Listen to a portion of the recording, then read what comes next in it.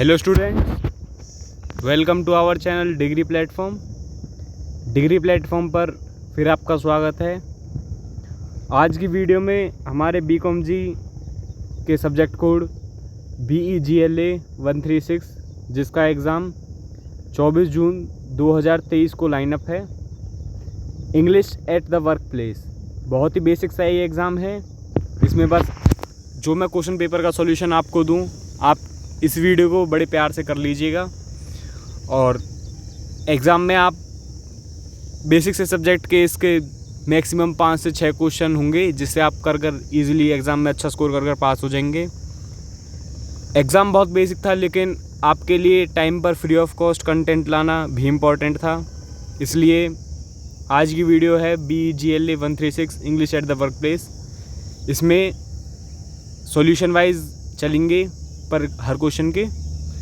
तो फिर चलिए स्टार्ट करते हैं बिना किसी देरी के वीडियो को और चलते हैं आज के पहले क्वेश्चन BEGLA 136 के English at the work place के फर्स्ट क्वेश्चन पर। चलिए वीडियो को स्टार्ट करते हैं। वीडियो में आगे जाने से पहले मैं कहना चाहूँगा, चैनल को ज़्यादा से ज़्यादा प्यार दीजिए, लाइक शेयर और सब्सक्राइब कीजिएगा वीडियो को, और कमेंट्स में अपना सजेशन दीजिए। धीरे धीरे चैनल ग्रो कर रहा है। जितना ज़्यादा आप प्यार बनाएंगे चैनल के लिए, उतना ज़्यादा ही फ़ायदेमंद होगा। हम टाइम पर मोटिवेट रहेंगे कंटेंट लाने के लिए। बस तो फिर इतना ही था, और चलिए फिर स्टार्ट करते हैं आज की वीडियो को। पहला क्वेश्चन जो है हमारा वो है BEGLA English at the work place. चलिए चलते हैं फर्स्ट क्वेश्चन की तरफ। फर्स्ट क्वेश्चन है हमारा, match the words in a column A with their meanings in column B।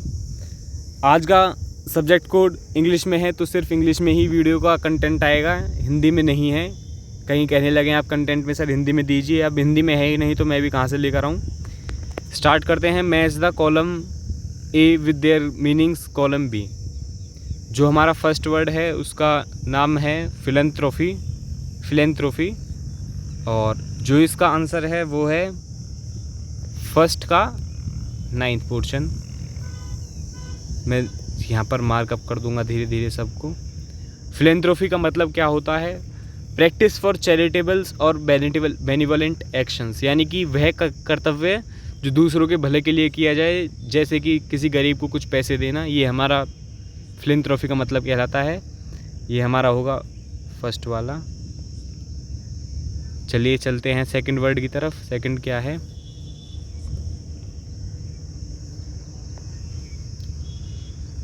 Archive. Archive का मतलब क्या होता है? आर्काइव के मतलब की तरफ चलते हैं। वो है हमारा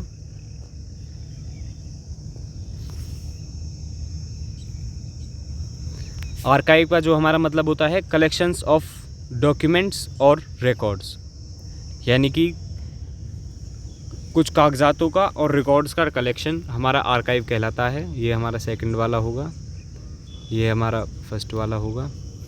थर्ड क्या है? एम्पैथी। एम्पैथी का हमारा मतलब होता है 7th वर्ड जो है ability to share someone else feelings, यानी कि किसी और व्यक्ति की भावनाओं को शेयर करना हमारा एम्पैथी कहलाता है। ये हमारा होगा थर्ड वाला, 7th पार्ट इसका। नोट करते चलिएगा आंसर का एक नोटबुक में ढंग से। फैसिलिटेट जो हमारा चौथा वर्ड है, फैसिलिटेट क्या होता है? फैसिलिटेट का मतलब होता है मेकिंग समथिंग पॉसिबल और ईजियर। मेकिंग समथिंग पॉसिबल और ईजियर, ये हमारा होगा 4th वाला। 5th क्या है? इनएडवर्टेंटली का मतलब क्या होता है? ये होता है नॉट इंटेंशनल, जो जानबूझकर नहीं किया गया हो। तो ये हो जाएगा हमारा 5th वाला, सेकंड। और चलते हैं डेलीगेट। डेलीगेट का मतलब क्या होता है? डेलीगेट का मतलब होता है meeting to discuss ideas and choose the best one. एक ऐसी मीटिंग या ऐसी सभा जिसमें आइडियाज़ को या विचारों को डिस्कस करा जाए और उनमें से बेहतरीन से बेहतरीन को चुना जाए। ये हमारा डेलीगेट का मतलब होता है। ये होगा हमारा 6th वन। और चलते हैं अगले वर्ड की तरफ। Brainstorming session. ब्रेनस्टॉर्मिंग सेशन क्या होता है? इंटरेस्ट, पावर और रिस्पॉन्सिबिलिटी टू समवन एल्स। हमारा होगा मतलब ब्रेनस्टॉर्मिंग सेशन एक ऐसा सेशन जिसमें दिमाग को हिला दिया जाए ढंग से, मतलब पॉजिटिव वे में। तो ये हमारा होगा 8th वाला।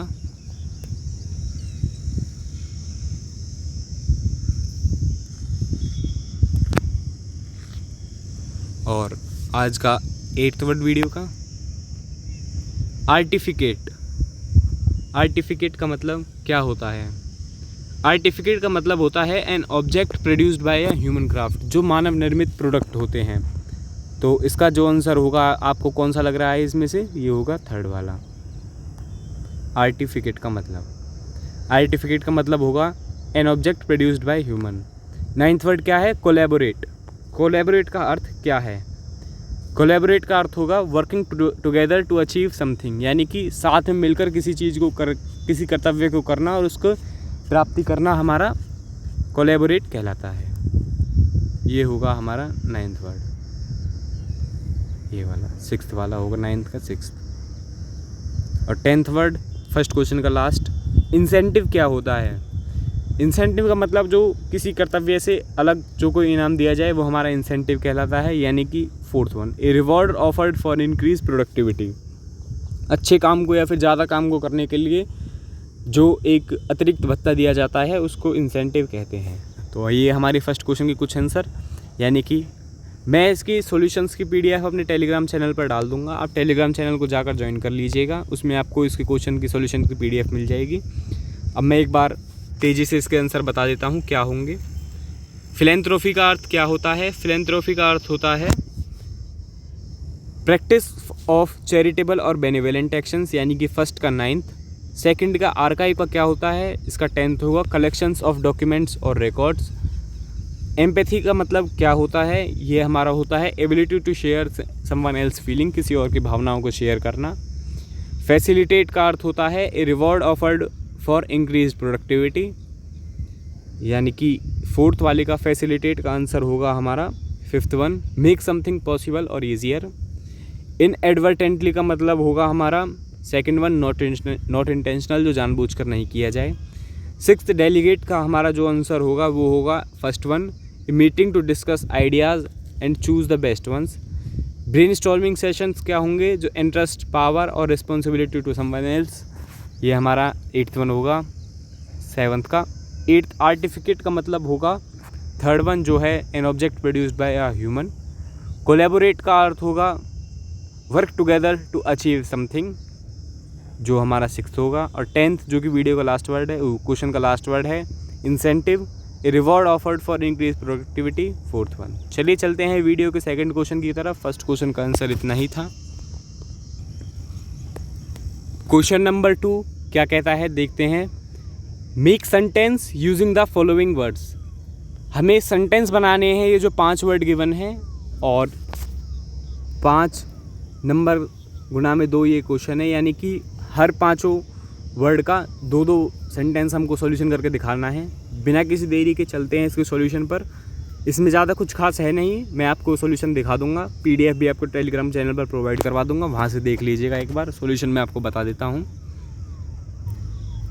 यानी कि वीडियो में जो हमारा पहला वर्ड है वो है इम्प्लीमेंट, दूसरा वर्ड है अपग्रेड, तीसरा वर्ड है एप्टीट्यूड, चौथा वर्ड है असर्टिव और 5वां वर्ड है फीडबैक। इन 5 वर्ड्स के 2-2 सेंटेंस हमको बनाकर दिखाने हैं इस क्वेश्चन में। तो चलते हैं बिना किसी देरी के सीधे सॉल्यूशन पे। हमारा जो फर्स्ट वर्ड है वो है इम्प्लीमेंट। इम्प्लीमेंट का हमारा जो पहला एग्जाम्पल होगा वो है ये वाला। प्लीज़, इम्प्लीमेंट के लिए जो पहला वर्ड है, पहला सेंटेंस है वर्ड का, पहला सेंटेंस वो है please implement basic rules in the games. ये हमारा फर्स्ट एग्जाम्पल होगा। सेकंड जो होगा हमारा एग्जाम्पल इम्प्लीमेंट के लिए वो होगा the government will implement what you decide. यानी कि इम्प्लीमेंट का यूज़ होना चाहिए, एक ऐसा सेंटेंस बनना चाहिए। इम्प्लीमेंट का मैंने यूज़ करा है, देखो ये रहा। आपको भी अगर एग्ज़ाम में कोई वर्ड मिलता है उसको यूज़ कर एक बेसिक सा सेंटेंस बनाकर दिखा देना है। 10 नंबर आपको ईजिली हर 5, अगर 5 पॉइंट हुए 2-2 सेंटेंस बनाकर दिखाने हो तो 10 नंबर ईजिली मिल जाएंगे। अगर पाँच वर्ड्स के 4 सेंटेंस बनाने के लिए दिए गए, तो 20 नंबर ईजिली आपके स्कोर हो जाएंगे। चलिए चलते हैं दूसरे वर्ड की तरफ। दूसरा वर्ड क्या है हमारा, वो है अपग्रेड। अपग्रेड के लिए जो हमारा पहला सेंटेंस है वो है airports have upgraded securities. Upgraded का कोई भी फॉर्म आप यूज़ करें, इससे कोई डिपेंड नहीं करता। अपग्रेडेड यानी कि ईडी फॉर्म, मैंने थर्ड फॉर्म यूज़ करी, इसका कोई दिक्कत नहीं है, आप अपग्रेडेड यूज़ कर सकते हैं। आप आईएनजी फॉर्म भी यूज़ कर सकते हैं, जैसे सेकंड सेंटेंस में मैंने किया है, the city is upgrading the sewage treatment plant. आप एग्जाम्पल कोई भी चूज़ कर सकते हैं, आपकी स्वेच्छा के लिए मैंने सेंटेंसेस की एक्सप्लेन फॉर्म में आपको प्रोवाइड करवा दिया है, आप जैसे चाहें ऐसे यूज़ कर सकते हैं। चलिए चलते हैं थर्ड वर्ड की तरफ, क्वेश्चन 2 के, वो है एप्टीट्यूड। एप्टीट्यूड के लिए जो हमारा पहला सेंटेंस है वो है an aptitude for computing is beneficial for students taking this degree. Aptitude का यहाँ पर भी यूज़ ईजिली किया है, पढ़ लीजिएगा एक बार। ऐसे ही अगर कोई 5 अलग वर्ड आपको मिलते हैं, आप ईजिली उससे अपना सेंटेंस बना सकेंगे। चलिए चलते हैं दूसरे सेंटेंस की तरफ, एप्टीट्यूड के। Some students have more aptitude for academic works than others. इसमें भी एप्टीट्यूड का यूज़ मैंने किया है, आप भी ईजिली देख सकते हैं। एप्टीट्यूड ये रहा, ये रहा। चलिए चलते हैं वीडियो के चौथे वर्ड की तरफ, असर्टिव। असर्टिव के लिए जो पहला सेंटेंस है वो है there daughter is an assertive little girl. Assertive का यहाँ पर भी यूज़ आ गया है, सेंस कोई भी हो, आप असर्टिव का यूज़ दिखाना है आपको बस सेंटेंस में। ही has been very assertive and direct. Second word भी बहुत ईजी सा था। असर्टिव बस वर्ड्स को यूज़ कर एक सेंटेंस बनाना है, वो वर्ड सेंटेंस में मीनिंगफुल वे में आपको दिखाना है, बस आपका काम ख़त्म। आपको फ्री के 10 नंबर यहाँ पर मिल जाएंगे। ईजी सा सब्जेक्ट है हमारा English at the work place, ज़्यादा कुछ इसमें आपको करना नहीं है। चलिए चलते हैं आज के वीडियो के दूसरे क्वेश्चन के 5वें वर्ड की तरफ, feedback. The company uses customers feedback to improve its production. Second word भी बहुत ईजी सा था। चलते हैं थर्ड वर्ड की तरफ, सेकंड वर्ड की तरफ, he ask for some feedback from his boss. Feedback का यहाँ पर भी यूज़ आ गया, इजी से वर्ड थे, मैंने आपको बता दिया। चलिए चलते हैं वीडियो में तीसरे क्वेश्चन की तरफ। तीसरा क्वेश्चन देखते हैं क्या है। चलिए चलते हैं थर्ड क्वेश्चन की तरफ। थर्ड क्वेश्चन क्या कहता है, इसका A part, rewrite the following sentences changing them from the active voice to the passive voice.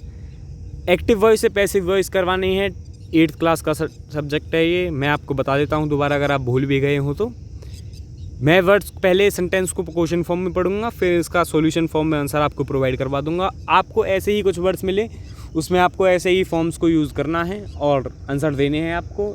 ऐसे ही वर्ड जो रिपीट हो सकते हैं, आपके चांस ज़्यादा हैं रिपीट होने के भी, नहीं हो और वर्ड्स में थोड़ी बहुत दिक्कत हो और वर्ब की फॉर्म वही हो तो आप उसी को यूज़ कर लेना। चलिए चलते हैं आज की वीडियो के थर्ड क्वेश्चन के फर्स्ट सब पार्ट की तरफ। जो फर्स्ट सब पार्ट वो कहता है वो है Charles Dickens wrote the novels great expectations. चलते हैं इसके आंसर की तरफ बिना किसी देरी के। जो हमारा फर्स्ट जिसको क्वेश्चन था उसका आंसर ये रहा, great expectations. A novel great expectation होगा यहाँ पर, sorry, a novel great expectation, इसको ठीक कर लीजिएगा। A novel great expectations was written by Charles Dickens. Voice में बस एक चीज़ ध्यान रखिएगा, टेंस में कोई बदलाव होता नहीं है। बाकी जो टेंस आपको गिवन है उसी में आपको वर्ब की थर्ड फॉर्म को यूज़ कर बाय ऑब्जेक्ट के साथ लगा देना है। आपका ऑब्जेक्ट पहले आएगा और सब्जेक्ट बाद में, ये बेसिक सा रूल है और टेंस चेंज होगा नहीं। बस इसी रूल से आपके इजी क्वेश्चन पूछे जाएंगे, कोई सीजीएल लेवल या फिर यूपीएससी लेवल आपसे नहीं पूछा जाएगा। इजी बेसिक से क्वेश्चन होंगे। अपने वर्ब की थर्ड फॉर्म और ऑब्जेक्ट पहले, सब्जेक्ट बाद में। सब्जेक्ट जो बाद में यूज़ होगा वो बाय के साथ यूज़ होगा। इसका यूज़ करके आप अपने क्वेश्चन का आंसर दे सकेंगे। ऐसा ही होगा। And a novel great expectation was written by Charles Dickens. पहले का आंसर ये रहा। चलिए चलते हैं सेकंड क्वेश्चन। जो हमारा सेकंड क्वेश्चन है वो है the Mughal emperor Shah Jahan built the Taj Mahal. इसके आंसर की तरफ चलेंगे। पहले तीसरे वर्ड को भी देख लेते हैं। Alexander Fleming discovered penicillin. और चौथा क्वेश्चन क्या है, my friend drew this beautiful picture. और फिफ्थ क्वेश्चन जो है वो है they selected a new leader yesterday. चारों क्वेश्चन जो रह गए हैं इसके आंसर मैं एक साथ करवा दूंगा। आप पहले क्वेश्चन को देख लेना, आंसर को देख लेना। मैंने आपको रूल बता दिया है, सब्जेक्ट पहले जो वर्ड में दिया हुआ है, जब उसको पैसिव फॉर्म में हम चेंज करेंगे तो उसमें ऑब्जेक्ट पहले आ जाएगा, टेंस चेंज होगा नहीं, और वर्ब की थर्ड फॉर्म का यूज़ होगा। बाय के साथ जो सब्जेक्ट बाद में यूज़ होगा वो आ जाएगा। बेसिक सा रूल है। चलिए चलते हैं इसके इन चारों के आंसर। और चलिए फिर चलते हैं दूसरे क्वेश्चन की तरफ। दूसरा क्वेश्चन क्या कहता है, तो the Mughal emperor Shah Jahan build the Taj Mahal. तो इसका जो पैसिव फॉर्म होगा वो होगा ये वाला, the Taj Mahal was built by Mughal emperor Shah Jahan. बहुत ही ईजी सा आंसर था। ऑब्जेक्ट पहले आ गया हमारा, ये रहा, सब्जेक्ट बाद में चला गया। सब्जेक्ट जो बाद में गया वो बाय के साथ ही आया, टेंस चेंज हुआ नहीं, और वर्ब की थर्ड फॉर्म ये रही है आपके सामने। सेकंड वाले की तरफ चलते हैं। Penicillin was discovered by Alexander Fleming, ये इसका आंसर होगा थर्ड वाले का। जो थर्ड वाले का क्वेश्चन था वो था अलेक्जेंडर फ्लेमिंग डिस्कवर्ड पेंसिलिन।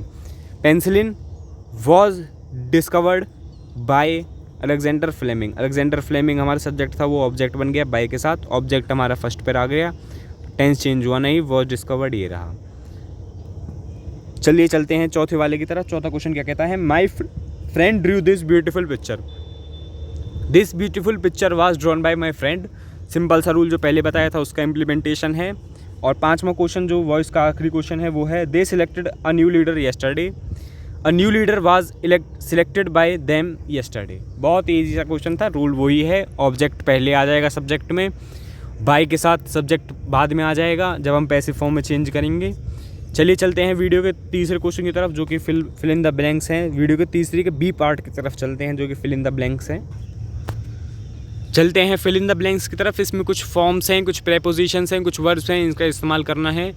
पहला फिल इन द ब्लैंक्स क्या कहता है, please make the necessary corrections and have the letter dash. तो इसके जो ब्रैकेट में दिया हुआ है वो है ये, use the correct form of dispatch. मतलब फिल इन द ब्लैंक्स में डिस्पैच की कौन सी फॉर्म आएगी।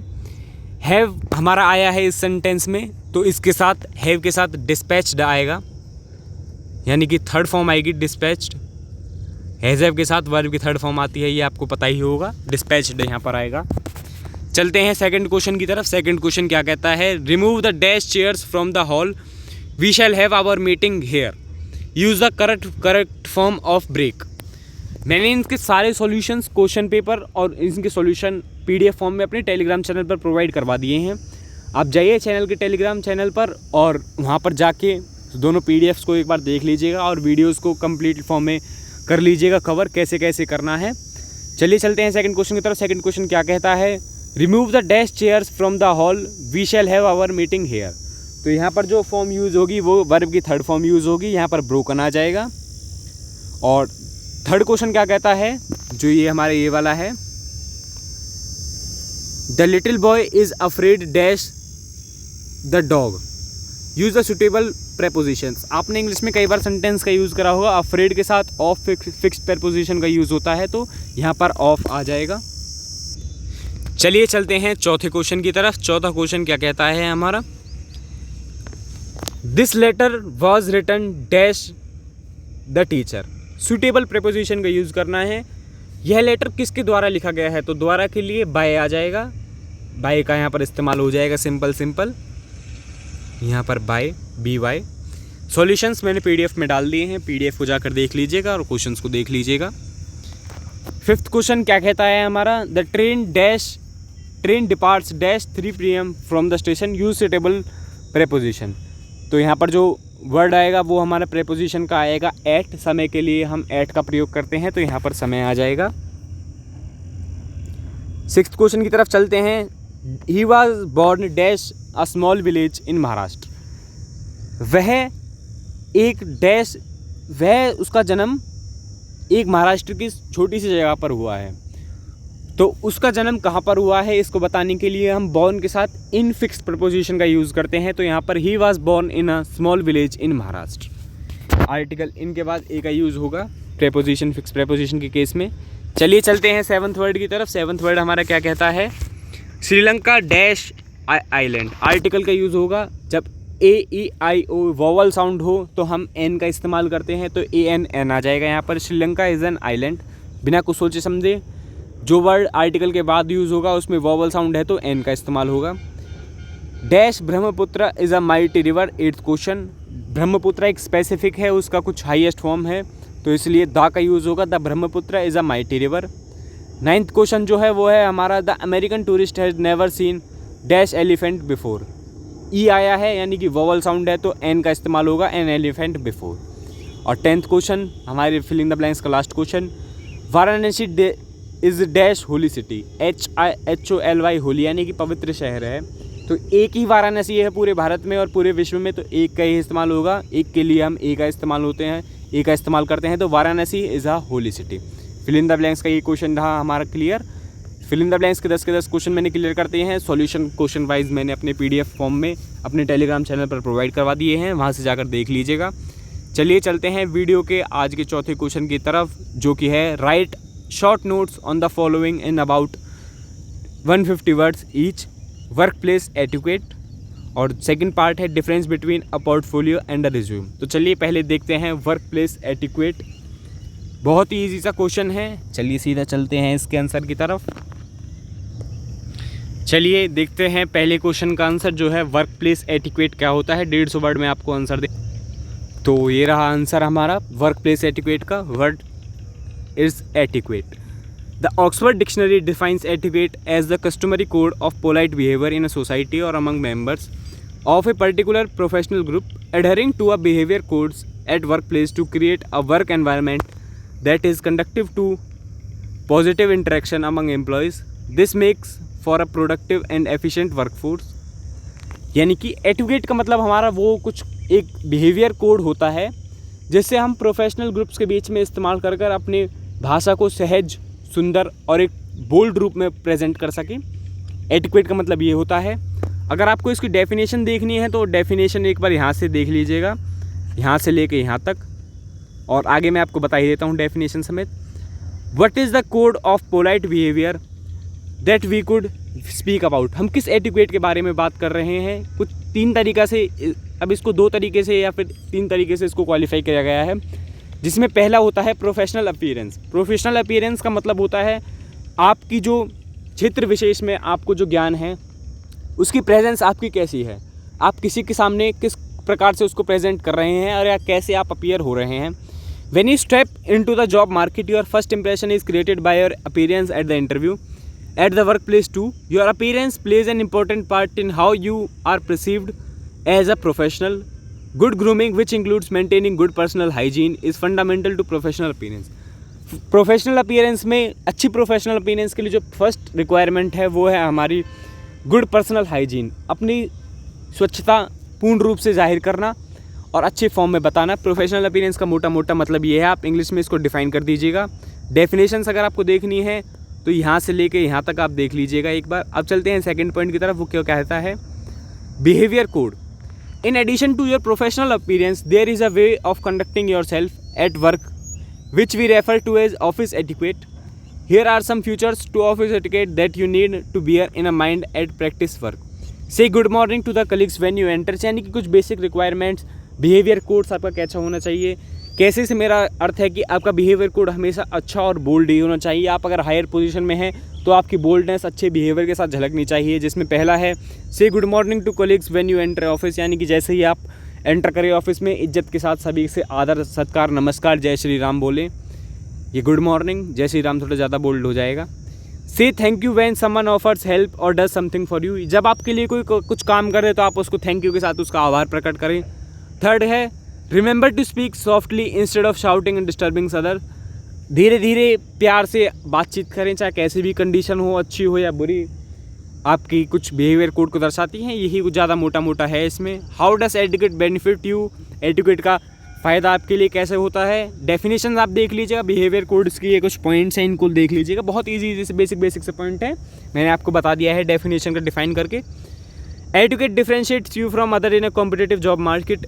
सिंपल सी बात है, एटिक्वेट आपको आज की प्रतिस्पर्धा से भरी दुनिया में आपको अलग कर देता है, आपको बेसिसिटी प्रोवाइड करता है, आपके अच्छे एटिक्वेट के संभावना प्रोवाइड करता है। बाकी सब कुछ मैंने आपको बता दिया है एटिक्वेट कैसे बेनिफिट करता है। सेकंड पार्ट की तरफ चलते हैं, पोर्टफोलियो और सीवी में अंतर देखते हैं।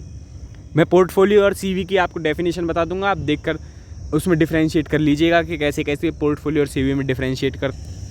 चलिए बी पार्ट को स्टार्ट करते हैं। क्या है differences between a portfolio and a resume. बहुत ही छोटा सा क्वेश्चन होगा, हम आपका इसका आंसर दिखा दूंगा, मैं आपको PDF प्रोवाइड करवा दूंगा, वहाँ से PDF में देख लीजिएगा कैसे क्या है। चलिए चलते हैं इसके आंसर की तरफ। पोर्टफोलियो और रिज्यूम में डिफरेंस देखते हैं। चलिए देखते हैं how is a portfolio different from a resume.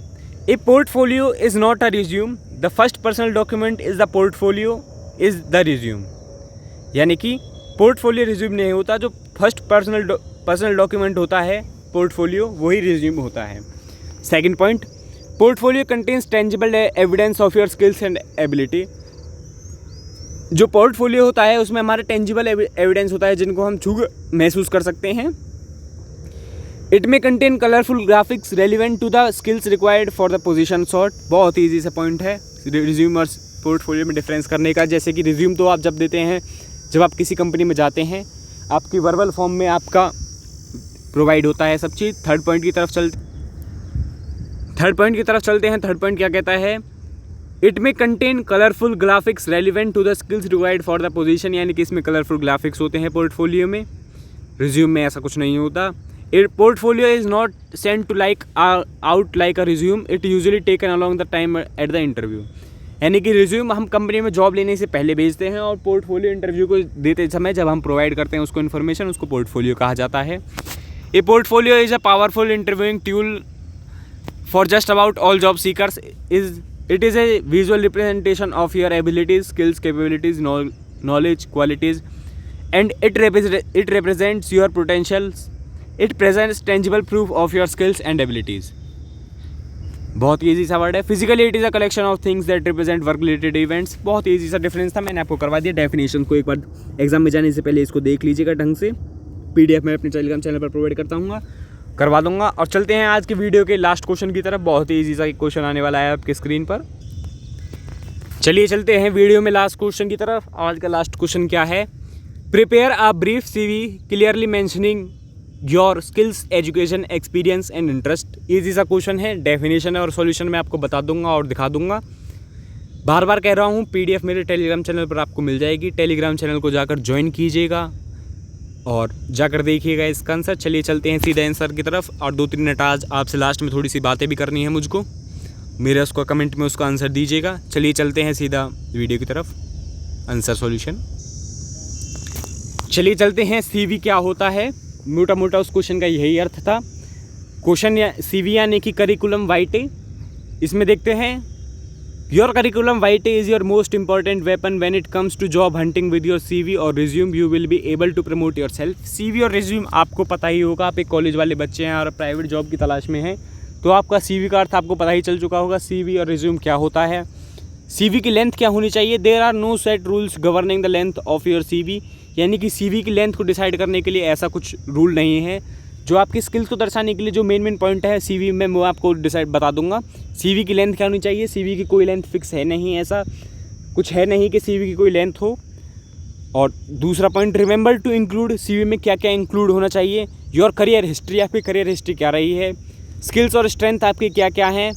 Awards और अचीवमेंट आपने कोई प्राप्त करे हैं तो उसको, और कॉन्टैक्ट डिटेल्स और कुछ बेसिक फॉर्मेट के साथ वो आपको प्रोवाइड करनी है। CV में तीसरा point, stick to the truth always. CV में हमेशा सच का प्रयोग करना चाहिए, जो कि कोई अपने CV में प्रयोग नहीं करते हैं। बस इतना ही है। CV के लिए जो 3-4 बेसिक रूल थे आपको ये ध्यान रखने हैं। मैं स्लाइड कर आपको बता दूं। आपको बस इस क्वेश्चन के लिए यही आंसर कुछ को याद रखना है। इस डेफिनेशन को एक बार ढंग से पढ़ लीजिएगा। स्टिक टू द ट्रूथ, इसका पहला पॉइंट होगा। Remember to include your career history, skills and strength, awards and achievement, contact detail और CV लेंथ, कोई फिक्स लेंथ उसकी है ही नहीं। बस तो फिर आज की वीडियो के लिए इतना ही गाइस। BEGLA के लिए, जो कि BAG और BCOMG का कॉमन सब्जेक्ट कोड है, दोनों में ही इसका सेम ही कोड होगा, सेम ही क्वेश्चन पेपर, सेम ही क्वेश्चन आपसे पूछे जाएंगे। एक ही दिन आपका एग्ज़ाम होगा। तो आप ये मत कहिएगा सर आपके क्वेश्चन पेपर पर तो BAG लिखा हुआ है लेकिन आप BAG BCOMG के लिए वीडियो बता रहे हैं, ऐसा कुछ नहीं है। यह कोड BCOMG के लिए भी सेम है, BAG के लिए भी सेम है, और हो सके तो शायद एक कोड के लिए और ये शायद सेम हो सकता है। बाकी कुछ भी हो, किसी भी कोड के लिए हो, BAG के लिए हो चाहे BCOMG के लिए हो, मैंने अपनी तरफ से पूरा वीडियो सोल्यूशन आपको प्रोवाइड करवा दिया है। बहुत ही अच्छे एनालिसिस अगर आपको यूट्यूब पर कहीं मिल जाए तो हंसी खुशी आप उस चैनल प्लेटफॉर्म पर जा सकते हैं। मैं आपको वादा करता हूं कि आपको फ्री ऑफ कॉस्ट सारे सब्जेक्ट कोड का ऐसे ही प्रोवाइड करवाऊंगा। जैसे ही आपके एग्ज़ाम्स ख़त्म होंगे आपको डेली क्लास वाइज हर सब्जेक्ट कोड के लिए, इग्नू के हर सब्जेक्ट कोड यानी कि हर प्रोग्राम कोड के लिए आपको क्लास फॉर्म में वीडियो सॉल्यूशन मिलेंगे। आप एग्ज़ाम से पहले ही आप तैयार हो जाएं, ऐसी नौबत ही ना है कि आपको एग्ज़ाम से पहले वीडियो तैयार करनी पड़े। एग्ज़ाम्स के 15 दिन पहले ही या 1 महीने पहले ही आपका सब्जेक्ट तैयार हो जाए और अच्छे से अच्छा आप सिक्योर कर पाएँ नंबर मार्क्स को अपने को, और बेहतरीन फॉर्म में अपने आप को रिप्रेजेंट कर पाएँ। इग्नू के सभी स्टूडेंट्स के लिए सारी दिक्कत को हम स्टडी कंटेंट हो या फिर free of cost assignment solution आपको प्रोवाइड करवाएंगे। अपडेट देने के लिए और भी चैनल बहुत हैं, लेकिन स्टडी कंटेंट और फ्री ऑफ कॉस्ट असाइनमेंट के लिए कोई भी नहीं है। सभी सब्जेक्ट कोड और प्रोग्राम कोड के लिए मैं आपको असाइनमेंट्स और स्टडी मटेरियल बिल्कुल फ्री ऑफ कॉस्ट प्रोवाइड करवाऊंगा। चैनल को भारी मात्रा में प्यार दीजिए, जल्दी से जल्दी इसको अपने टारगेट तक पहुंचाइए। दिसंबर एंड तक हमने टारगेट किया है कि इस पर 10,000 सब्सक्राइबर हों। क्या ऐसा हो पाएगा? तो आप जाकर अपना प्यार दीजिए और इस नंबर्स को पूरा कीजिए। मिलते हैं आपसे नेक्स्ट वीडियो में, तब तक के लिए जय हिंद, जय श्री राम।